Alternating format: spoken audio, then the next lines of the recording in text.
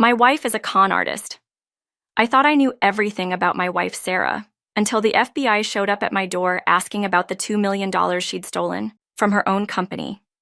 That's when I realized the woman I'd been married to for 3 years was not who I thought she was at all. But let me start from the beginning, because this story, well, it's going to blow your mind.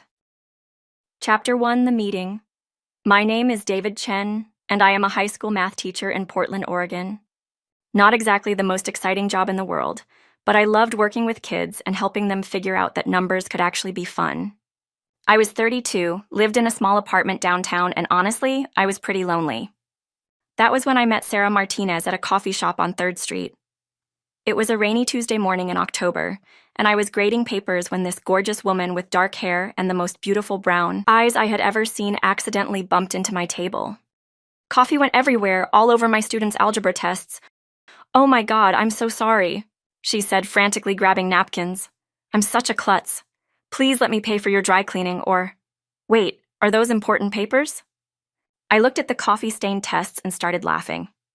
"Actually, you might have done my students a favor. Some of these answers were pretty rough." She smiled, and I swear the whole room lit up. "I am Sarah," she said, extending her hand. "David," I replied, shaking it. Her skin was soft, and she had this confident way of looking right into my eyes that made my heart skip. "What do you do, David the math teacher?" she asked, sitting down across from me, glancing apologetically at the stained test sheets. "I teach at Lincoln High, not very glamorous, but I love it. What about you?" "I work in finance," she said, waving her hand dismissively. "Super boring number stuff. Though I guess you like numbers too, right?" We talked for 2 hours. She was funny, smart, and seemed genuinely interested in everything I had to say. She told me she had moved to Portland from San Francisco for work, did not know many people yet, and was hoping to explore the city more. "Maybe you could show me around sometime?" she asked as we were getting ready to leave. I could not believe my luck. I would love to. We exchanged numbers, and I walked home feeling like I was floating on air. A woman like that, interested in a guy like me, it felt too good to be true. Chapter 2, Falling in Love. Our first real date was that Saturday. I took her to Powell's Books, this massive bookstore that is basically a Portland landmark. She seemed fascinated by everything, asking questions about the city's history, the neighborhoods, the best places to eat. "You really love it here, don't you?" she said, as we browsed through the travel section. "Born and raised," I told her. "My parents immigrated here from Taiwan when I was 5. Portland H has been good to our family." She picked up a book about Oregon and flipped through it. It must be nice having roots somewhere. "I have moved around so much I never really feel settled anywhere." There was something sad in her voice when she said that, and I wanted to wrap her in my arms and tell her she could make roots here with me. But it was way too early for that kind of talk. Over the next few months, we were inseparable. Sarah was everything I had ever wanted in a partner. She was adventurous and supportive of my teaching, even coming to the school play my students put on. And she was affectionate in a way that made me feel like the luckiest guy alive. She told me about her job at a financial consulting firm downtown, and how she traveled sometimes for work, which explained why she'd disappear for a few days here and there. But she always came back with stories and little gifts from whatever city she had visited. "The work pays well," she would say, "but it is not my passion, you know? Sometimes I think about what it would be like to do something more meaningful, like what you do." I loved that she saw my teaching as meaningful. Most people just saw it as an underpaid, thankless job. By Christmas, I was head over heels. We spent the holidays together, and she cooked this incredible Mexican feast for us on Christmas Eve. She told me about growing up in Texas and about feeling caught between two cultures sometimes.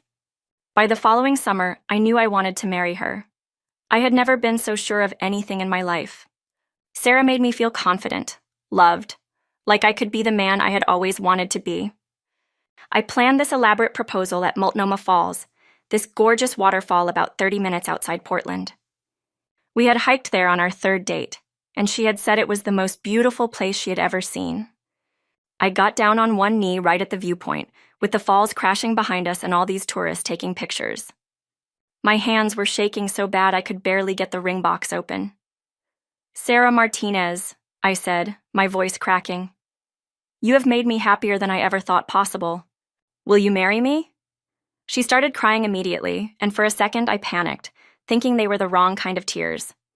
But then she was nodding and laughing and saying yes over and over again. The ring wasn't anything fancy, as I had saved up for months on a teacher's salary to buy it.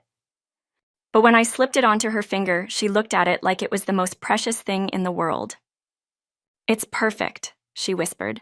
"You're perfect." Yeah, but she could not stop crying. "Hey, what's wrong?" I asked, stroking her hair. "Nothing's wrong," she said. I have never been this happy before, and it scares me a little." "Why would happiness scare you?" I was surprised. She was quiet for a long time. "Because good things never last for me, David. I'm not used to people staying." I held her tighter. "I am not going anywhere, I promise." Chapter 3, Married Life. We got married 6 months later in a small ceremony at the Portland Art Museum. Sarah didn't have much family. She said her parents had died in a car accident when she was in college, and she'd lost touch with most of her extended relatives. It made me sad that she felt so alone in the world, but it also made me more determined to give her the family and stability she'd been missing. My parents loved her immediately, and my mom kept saying how Sarah reminded her of herself when she was young, strong, independent, but with a vulnerable side she only showed to the people she trusted. The first year of marriage was like a dream. Sarah quit her traveling job and found something local, or at least that's what she told me. She said she wanted to be home more, to build a life with me in Portland. We bought a little house in the Hawthorne district with a garden where Sarah planted tomatoes and herbs. She was surprisingly good at it, saying her grandmother had taught her when she was little. On weekends, we had work in the yard together, and I would watch her humming while she tended to her plants, dirt under her fingernails. Completely content. Those moments felt so real, so pure. Looking back now, I wonder if they were the only times she was truly herself with me. By our second year of marriage, I started noticing little things that didn't quite add up. Nothing major, just small inconsistencies that nagged at me, like how she had sometimes slip and call San Francisco home, even though she had told me she'd grown up in Texas. Or how she knew way too much about wine for someone who claimed to have grown up working class. Or how she'd get these expensive packages delivered sometimes and brush off my questions about what they were. "Just work stuff," she'd say. "Boring financial documents." Sarah always had good explanations for everything. There were other things too. Sometimes her phone would ring late at night, and she would step outside to take the call, saying it was work. Once, I saw an email notification pop up on her laptop screen from someone named Marcus, with the subject line, "Phoenix situation resolved." When I asked about it, she said Marcus was a colleague helping her with a difficult client in Arizona. "You seem stressed about work lately," I said one evening as we were making dinner together. "Maybe you should look for something else? Something that makes you happier?" She paused in her chopping of onions, her shoulders tensing. "It's not that simple, David.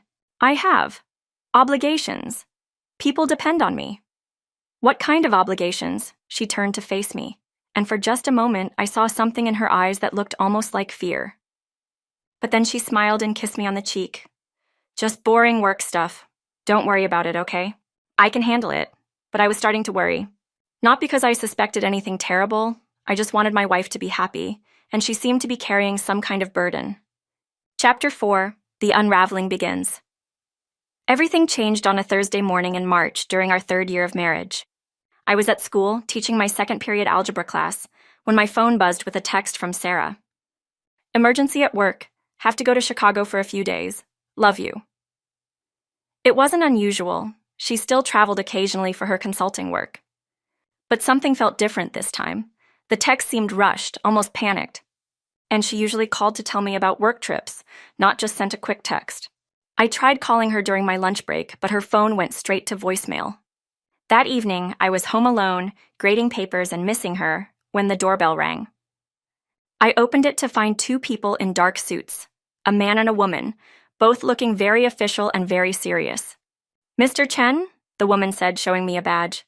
"I'm Agent Lisa Rodriguez, FBI. This is my partner, Agent Mike Thompson. We need to ask you some questions about your wife." My heart stopped. What about Sarah? Is she okay? Has something happened to her? "Can we come in, sir?" I let them into our living room, my hands shaking as I offered them coffee or water.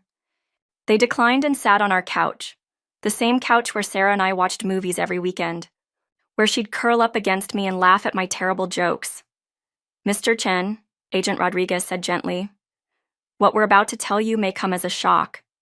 Your wife, Sarah Martinez, is wanted in connection with embezzlement and fraud charges totaling over $2 million. The room started spinning. "That is impossible. There's been some mistake. My wife works for a consulting firm." "She does financial analysis, nothing illegal." Agent Thompson leaned forward. "Sir, there is no consulting firm. Sarah Martinez, and we believe that may not even be her real name, has been running an elaborate con game for the past several years. She's been posing as a financial advisor and stealing money from her clients." I felt like I was going to throw up. No, you're wrong. Sarah would never. She's not capable of." "We understand this is difficult," Agent Rodriguez said, "but we need to ask you some questions. How much do you know about your wife's work? Her travel? Her finances?" I sat there staring at them, trying to make sense of what they were telling me. My Sarah, the woman who cried during commercials about rescue animals, who brought soup to my sick students, who held me when I had nightmares about my father's death, was a criminal? "I don't understand," I whispered. "We have been married for 3 years. We live together, and we are planning to start a family. You are telling me my entire marriage is based on a lie?" The agents exchanged a look. "Mr. Chen, when was the last time you spoke to your wife?" "This morning. She texted me about a work trip to Chicago." "There's no work trip," Agent Thompson said. "Sarah Martinez disappeared 2 days ago when we got close to arresting her. We believe she's fled the country." Chapter 5. The Investigation. The next few hours were a blur of questions, searches, and revelations that shattered everything I thought I knew about my life.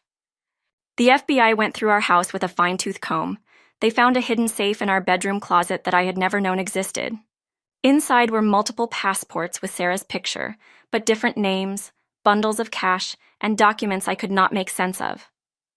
"Elena Vasquez, Maria Santos, Isabella Rodriguez," Agent Rodriguez read from the passports. "Your wife has been using multiple identities for years." They showed me bank statements for accounts I had never heard of, credit reports under names I didn't recognize. And most devastating of all, evidence that she'd been married before, twice. Both previous husbands were also targets, Agent Thompson explained. She married them, gained their trust, gained access to their finances or social circles, and then disappeared when she got what she needed. I felt like I was drowning. So I was just, what? Another mark? Another target? "We don't think so," Agent Rodriguez said, which surprised me. "The pattern with you is different. She stayed longer, seemed more, invested, and she never tried to access your finances or asked you for money, which was her usual method." "Then why did she marry me?" "We are not sure. It's possible that she genuinely cared for you, even while she was running cons on the side. That was supposed to be comforting, but it just made everything more confusing. How could someone genuinely care for me while living an entire double life? They asked me to go through our shared computer, looking for any clues about where she might have gone. That's when I found files I had never seen before. Detailed profiles of wealthy individuals, financial records, what looked like elaborate plans for various cons, and then I found something that made my blood run cold. A file labeled David Chen, Target Assessment. Inside was everything about me, my salary, my family's financial situation, my social connections, my daily routines. There were even notes about my personality. Trusting, naive about finances, strong family connections could be useful, unlikely to become suspicious.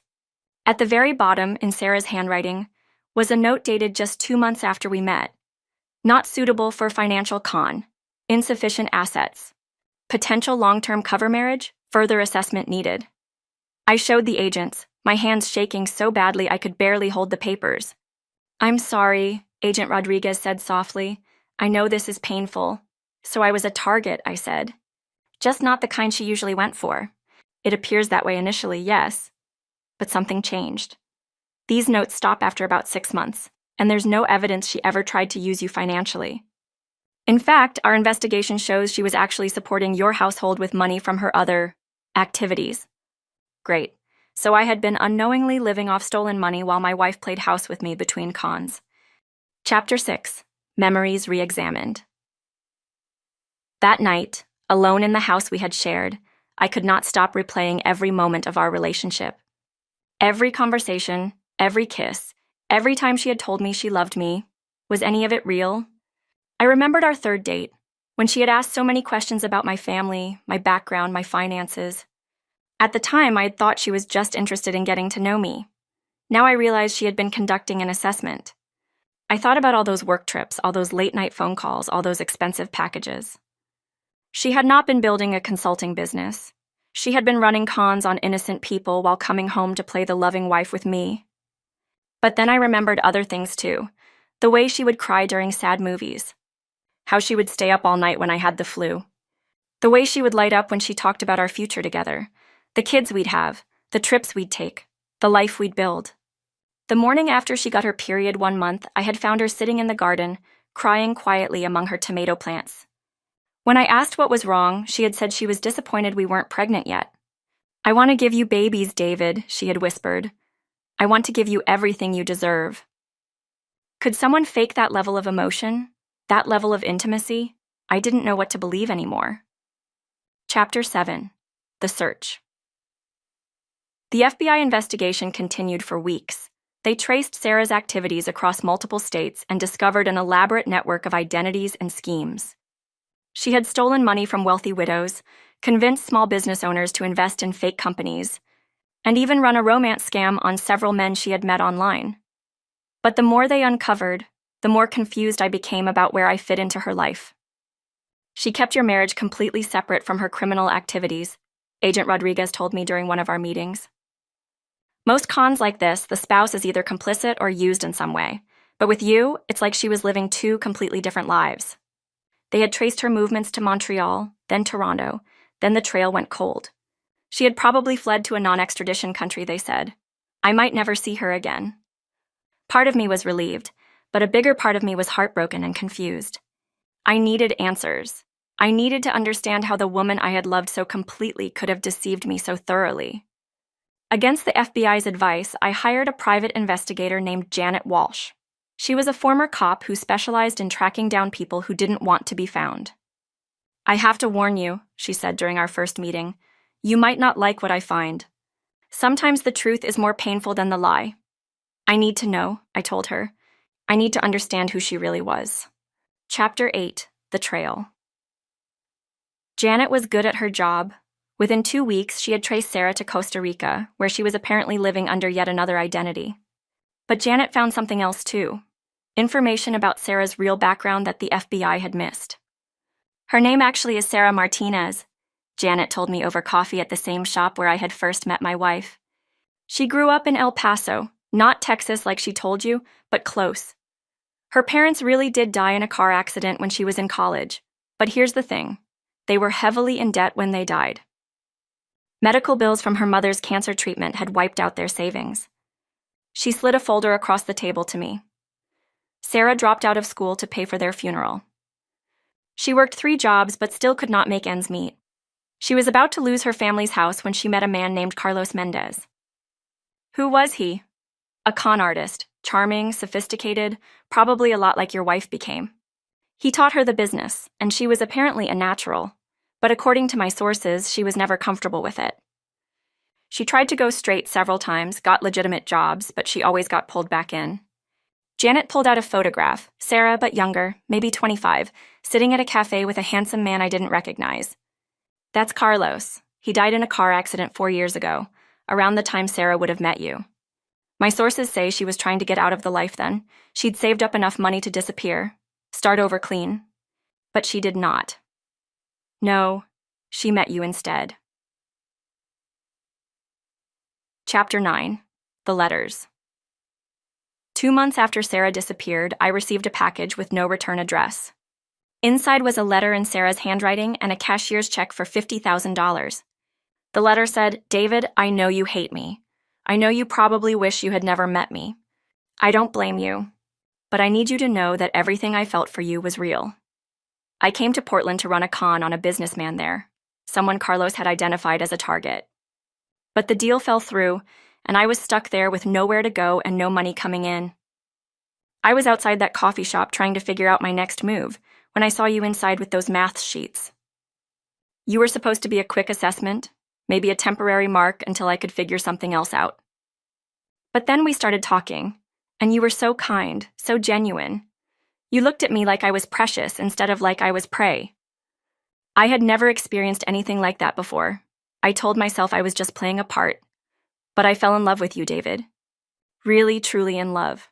For 3 years, I tried to be the woman you deserved, but I could not completely escape my past. I had obligations, debts to pay, people who wouldn't let me just walk away. The money I'm sending you is clean. It's from a legitimate investment I made years ago. It's not much, but I want you to have it. I know I don't deserve forgiveness, but I need you to know that being married to you were the happiest years of my life. You made me believe I could be good and be worthy of love. Even if it was all built on lies, the love I felt for you was the most real thing I've ever experienced.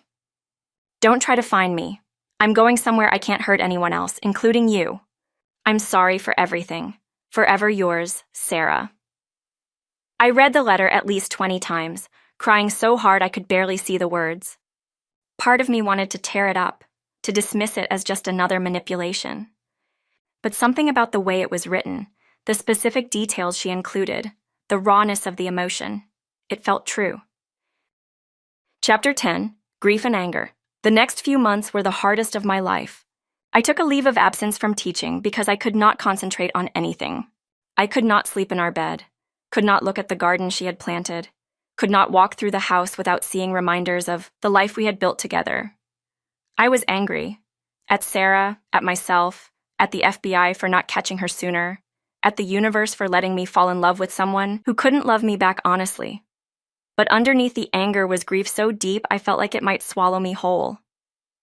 Because here's the thing, even knowing everything I knew, I still missed her.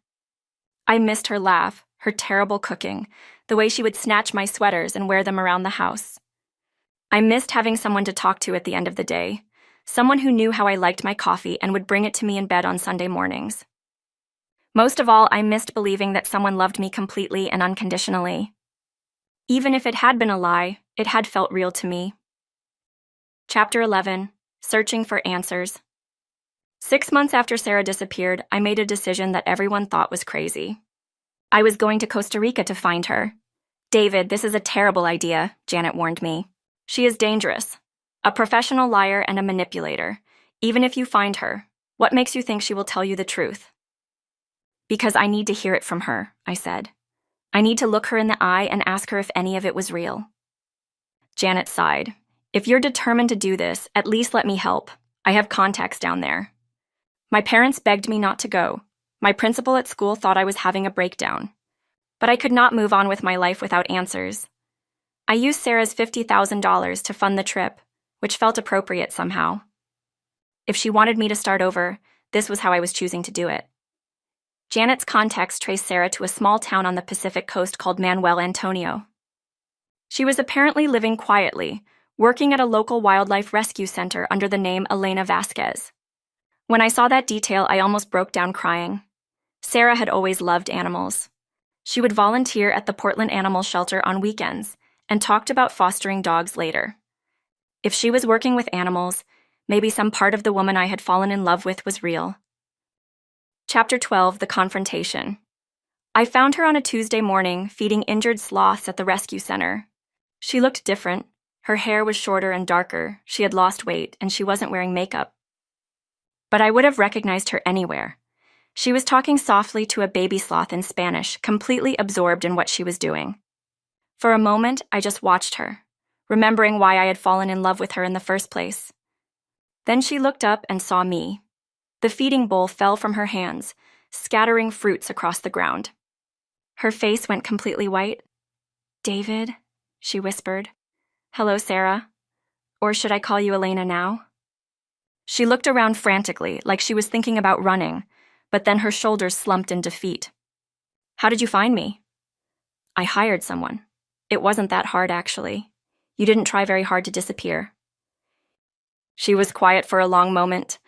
"I guess part of me hoped you would come. We need to talk." She nodded, finishing quickly with the animals and leading me to a small office behind the main building. We sat across from each other at a battered wooden desk, and for the first time in months, I was looking into the eyes of the woman I had married. "Why?" I asked. "That's all I need to know. Why me? Why the marriage? Why did you stay so long if I wasn't useful to you? Sarah, Elena, whoever she was, started crying immediately. Because I love you, she said. I know you don't believe that, and I don't blame you, but I love you more than I've ever loved anything in my life. Then why didn't you tell me the truth? Because I was terrified you would leave me. I was ashamed, and by the time I realized what I had become, I was in too deep to get out. She told me everything then. About Carlos, about the cons, about the debts and obligations that had kept her trapped in that life even after she wanted out. About how meeting me had changed everything for her. I tried to quit so many times, she said, but Carlos had people who wouldn't let me walk away. After he died, I thought I could finally be free.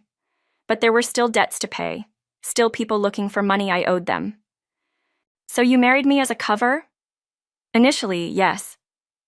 But David, I swear to you, within a month of knowing you, I was completely, desperately in love. Everything we had together, everything I felt for you, that was real. The only real thing in my life. But you kept lying to me. I kept hoping I could find a way out. I kept thinking if I could just finish one more job, pay off one more debt, I could tell you everything and we could start fresh. But it never ended. There was always something else, always another person I owed. We talked for hours.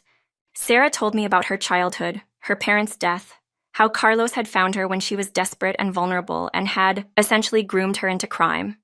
She told me about the guilt she carried, the nights she would lie awake next to me hating herself for deceiving me. Every time you told me you loved me, it felt like a knife in my chest, she said. Because I knew I didn't deserve it. I knew that if you knew who I really was, you would run as far away from me as possible. Maybe I would have in the beginning, I admitted. But Sarah, we were married for 3 years. If you had told me the truth after a year or even 2 years, we could have worked through it together. Could we have? Really? You are a high school teacher, David. You believe in right and wrong, in following the rules, in being honest. How could you have stayed with someone like me? I thought about that. She wasn't wrong. The idea of being married to a criminal was horrifying to me. But the idea of losing her was worse. I don't know, I said honestly, but I would have tried. I loved you enough to try, she cried harder. I wanted to tell you so many times, especially after we got engaged. Do you remember that night after you proposed when I was crying? I nodded. I was crying because I knew I didn't deserve you, and I knew that someday you would find out the truth and hate me for it. But I was too selfish to give you up. What about now? I asked. Are you still? No, I'm completely out. I used the last of my savings to pay off my remaining debts, and I have been clean for 8 months now. I work at the rescue center, live in a tiny apartment, and I barely have enough money for food. But I'm free. She looked at me hopefully. I know it's probably too late, and I know I have no right to ask, but is there any chance? Could you ever forgive me? I stayed in Costa Rica for a week, and we spent every evening together talking. Really talking, maybe for the first time in our entire relationship. She told me truthful stories about her childhood, about her parents, about the jobs she had loved before she got caught up in the con game. I told her about how devastated I had been when she left, about the months of depression and anger and confusion. I know I hurt you, she said one evening as we walked along the beach. I know I broke something between us that might never be fixed. But David, I need you to know that being your wife, even under false pretenses, taught me what it felt like to be truly happy. You made me want to be a better person. And are you a better person now? I'm trying to be. Every day I'm trying to be. I looked at her, really looked at her. The expensive clothes and perfect makeup were gone. Her hands were rough from working with the animals. She looked tired, older, but also more at peace than I had ever seen her. The woman I fell in love with, I said slowly, the one who cried at movies and planted tomatoes in our garden, was that real? That was the most real I have ever been, she said without hesitation. That was who I wanted to be, who I was trying to become. That was the person you made me believe I could be. And the criminal stuff? The cons? I asked with uncertainty. That was survival mode. That was the person Carlos created, the person I had to be to stay alive in that world.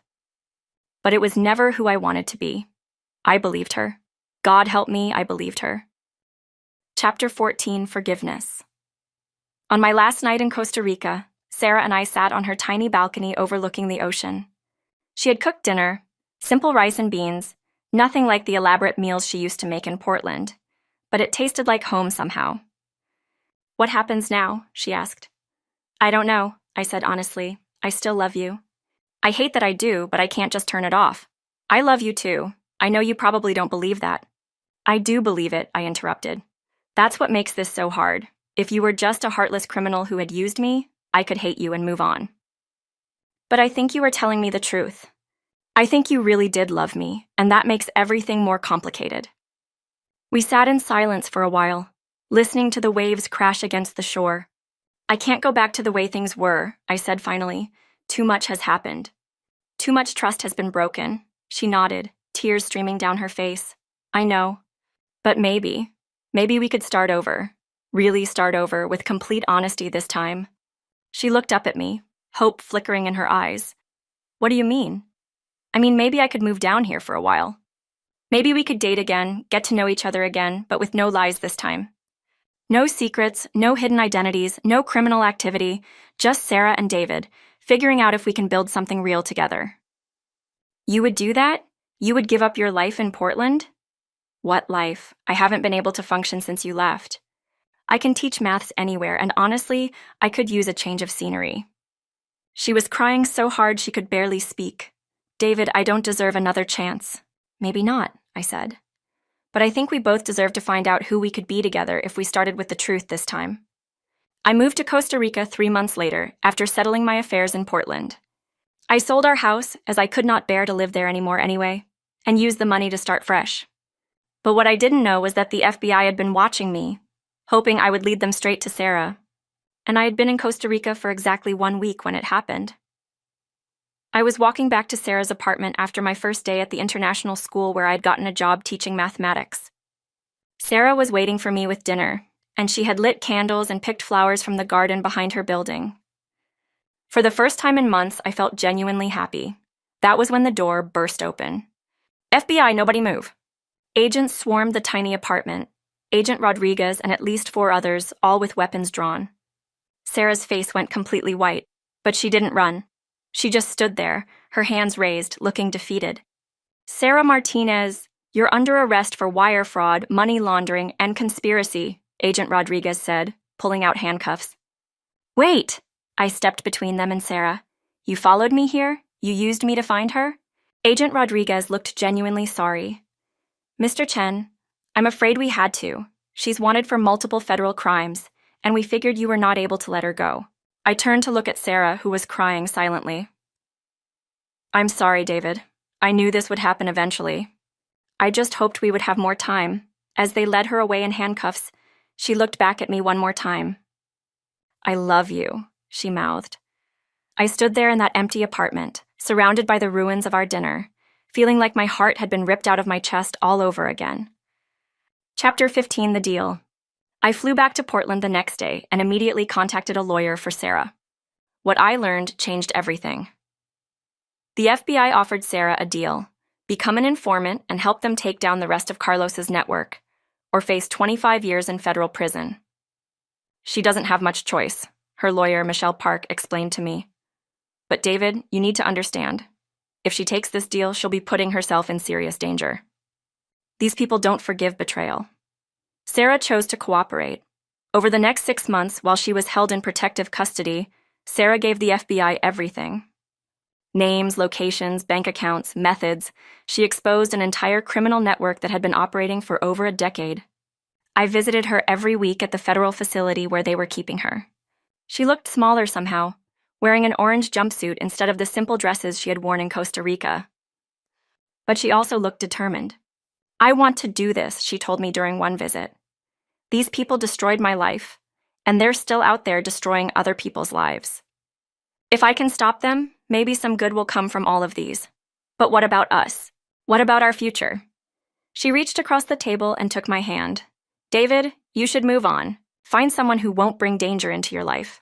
"Stop it," I said firmly. "We've been through this. I'm not going anywhere. Even if it takes years, even if it's dangerous." Especially then. The FBI's operation was massive. Using Sarah's information, they arrested 12 members of Carlos's network in coordinated raids across 5 states. Millions of dollars in stolen assets were recovered, and many victims finally got justice. But they missed one. Victor Morales, Carlos's brother and the most dangerous member of the network, had disappeared before the raids. The FBI believed he'd fled the country, but they could not be sure. After 18 months as an informant, Sarah was finally released. Her cooperation had earned her a reduced sentence, probation instead of prison time, plus community service and restitution payments. I picked her up from the federal facility on a cold February morning. She looked different, older, more serious, but also somehow stronger. "It's over," she said as we drove away. "It's finally over. I wanted to believe that. God, I wanted to believe that." Chapter 16. Trying to Rebuild. We moved to a small apartment in Northeast Portland and tried to build a normal life. Sarah found work at an animal rescue center, and they were surprisingly understanding about her background. I went back to teaching at Lincoln High. For 6 months, everything was perfect. We were like newlyweds again, grateful for every moment together. Sarah was different now, more open, more vulnerable. The walls she had built around herself during her criminal years were finally coming down. We talked about getting married again, a real wedding this time with our families present. Sarah had even started talking to a therapist about her trauma, about Carlos, about learning to trust herself and others. "I feel like I'm finally becoming the person I was meant to be," she told me one evening as we cooked dinner together. Before Carlos, before the cons, before all the lies, just me. I was so happy I could barely contain it. "I love the real you," I told her. "I always have." The following morning, our world exploded again. I was at school, teaching my 4th period class, when my phone buzzed with a text from an unknown number. "If you want to see your wife alive again, come to the warehouse at 2247 Industrial Way. Come alone, you have 1 hour." My blood turned to ice. I excused myself from class and immediately tried calling Sarah. No answer. Then I called the animal shelter where she worked. "Sarah," her supervisor said. "She left about an hour ago, said there was a family emergency." I knew with absolute certainty that Victor Morales had found us. I should have called the FBI. I should have called the police. But the text had been clear: come alone, or Sarah would die. And after everything we had been through, after all the times she had protected me, I could not risk her life by bringing the authorities. I drove to the warehouse district with my hands shaking so badly I could barely steer. The warehouse was exactly what I had expected. Dark, empty, filled with shadows and the smell of rust and decay. I found them in the center of the main floor, where Victor had Sarah tied to a chair. Even from 50 feet away, I could see that she had been beaten. Her lip was split and her left eye was swelling shut. But worse, there was blood on her shirt, spreading from what looked like a stab wound on her left side. Sarah looked scared and pale, and I felt my life gradually slipping away from me again. She was conscious, and when she saw me, she shook her head frantically despite her obvious pain. "Don't come any closer!" she screamed, her voice weaker than usual. "David, get out of here!" "Call the FBI!" Victor laughed, holding a bloody knife in one hand and a gun in the other. How touching. The little con artist actually cares about someone other than herself. Too bad she won't be around much longer to show it. I walked closer with my hands raised, my heart breaking at the sight of Sarah's blood. "Let her go. Your problem is with me, not her." "Actually, my problem is with both of you," Victor said, switching the knife for the gun. "She cost me everything. My brother, my business, my freedom, and you. You are the reason she found the courage to betray us all." Sarah was crying now, each breath seeming to cause her pain. "Victor, please. David has nothing to do with this. He's innocent. Let him go and you can do whatever you want to me." "How noble," Victor sneered. "But I don't think so. I'm going to kill you both. But first, I want him to watch you bleed out. I want him to know that loving you was the biggest mistake of his life." He pointed the gun at Sarah's head. "No!" I screamed and rushed forward without having any thoughts or plans. I just want to protect the only woman I had ever loved. Chapter 17. The Fight. What happened next felt like it took forever, but it probably lasted less than 10 seconds. Victor turned the gun on me as I ran toward them.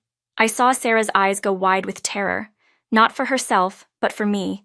And in that moment, I understood that everything she had said about loving me was true. I could finally see it in her face. in the way she looked at me like I was her entire world.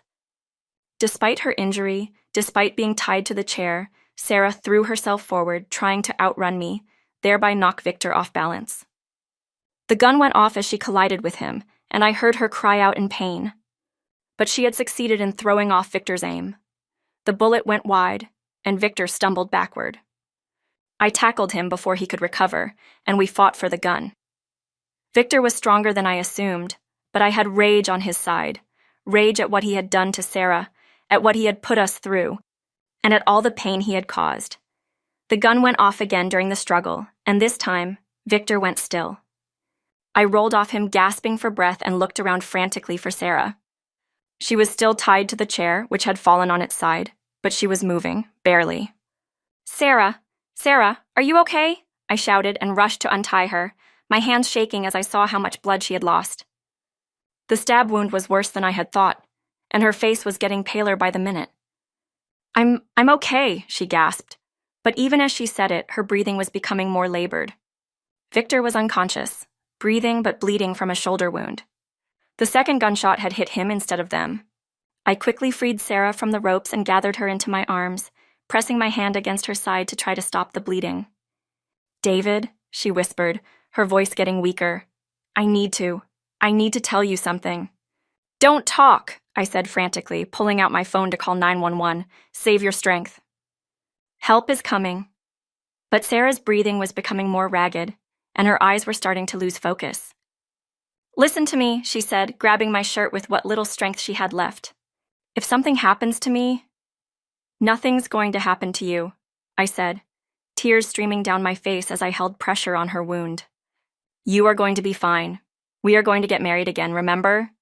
We are going to have kids and grow old together." "David," she whispered, and I had to lean down to hear her. "I love you.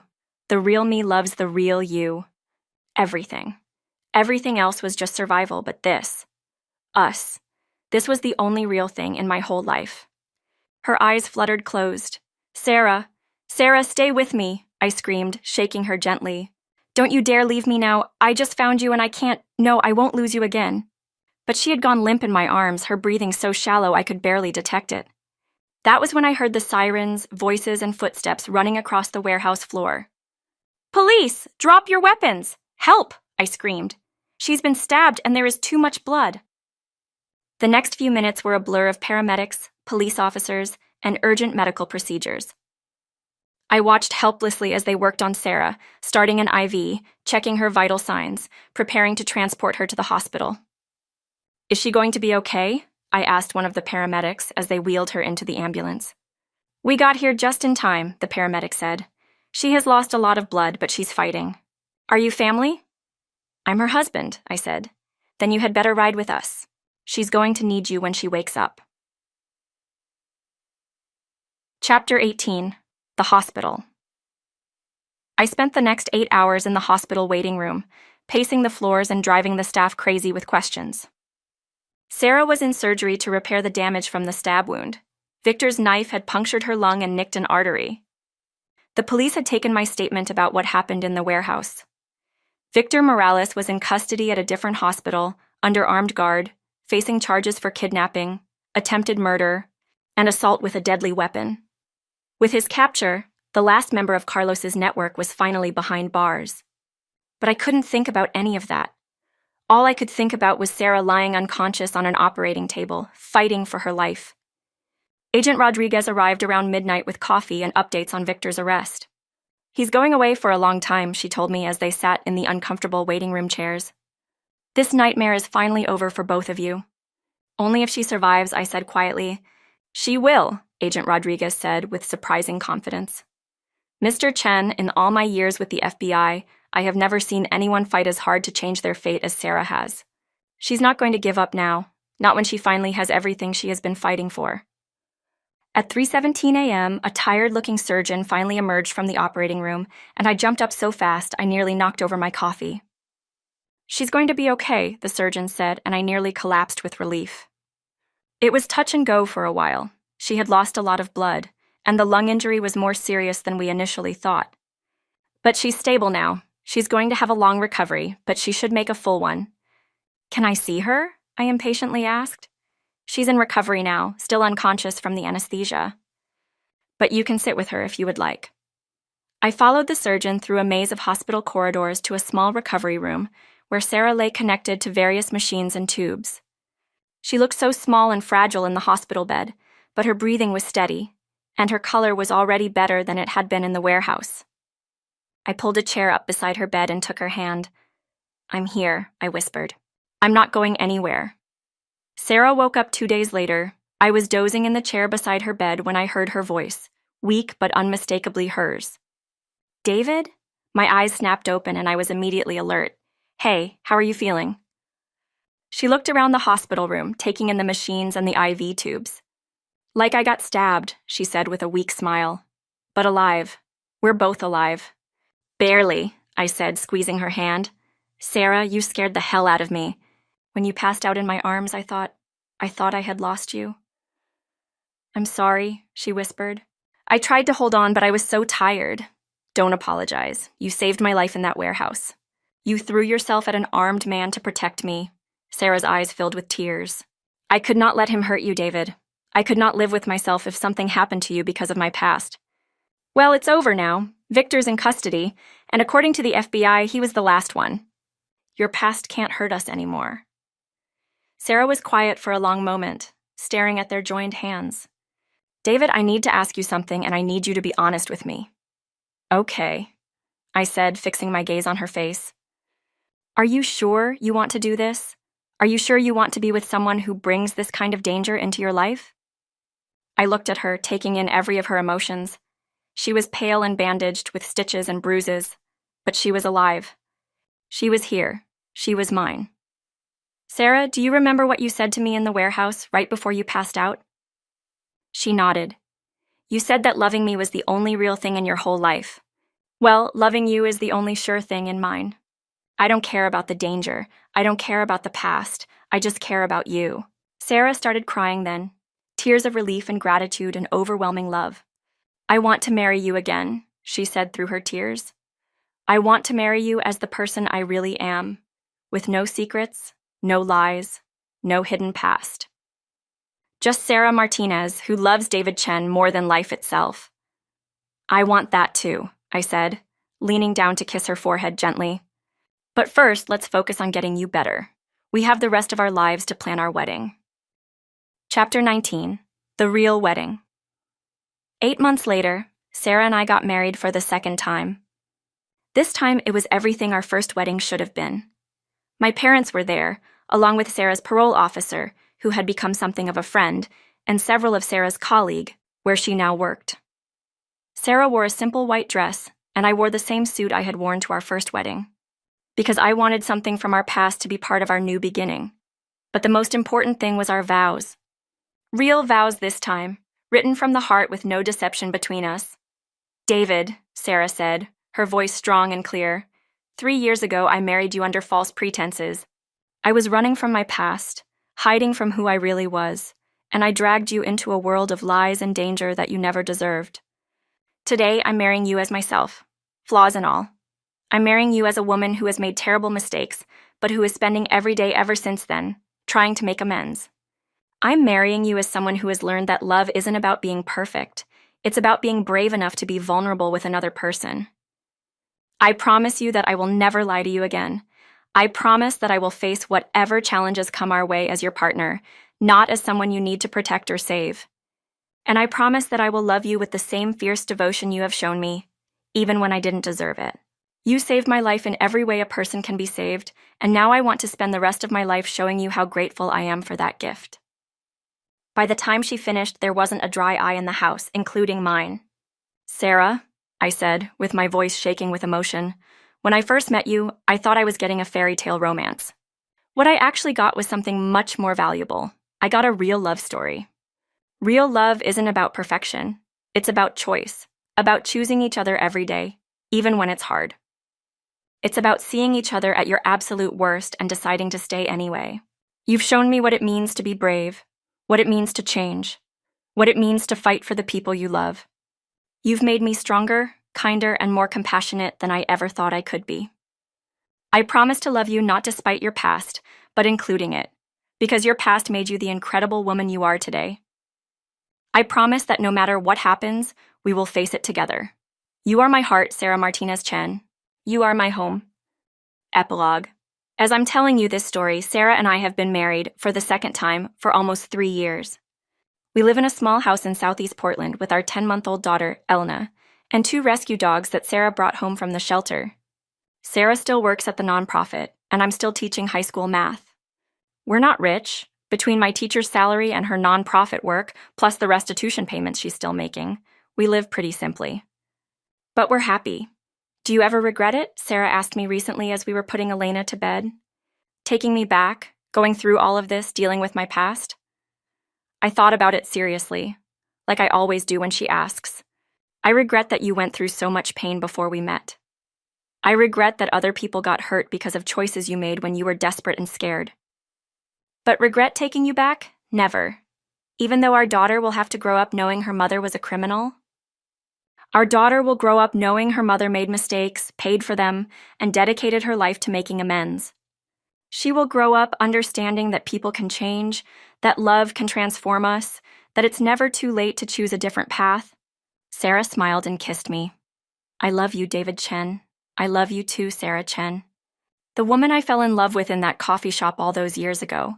The kind, funny, vulnerable woman who made me feel like I was worth something. She was real.